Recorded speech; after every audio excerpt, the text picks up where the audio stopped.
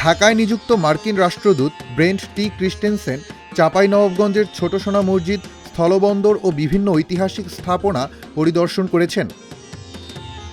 বুধবার সকাল ৯টায় প্রথমে চাঁপাইনবাবগঞ্জের শিবগঞ্জ উপজেলার ঐতিহাসিক ছোট সোনা মসজিদ প্রাঙ্গণ ঘুরে দেখেন তিনি।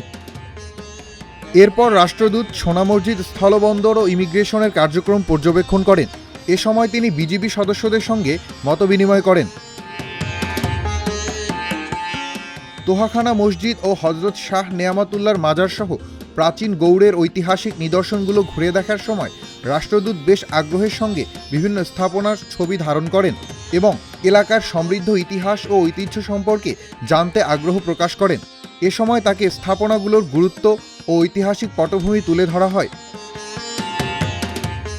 মার্কিন রাষ্ট্রদূতের সফরের নিরাপত্তার দায়িত্বে ছিলেন আইনশৃঙ্খলা বাহিনীর সামরিক ও বেসামরিক কর্মকর্তারা।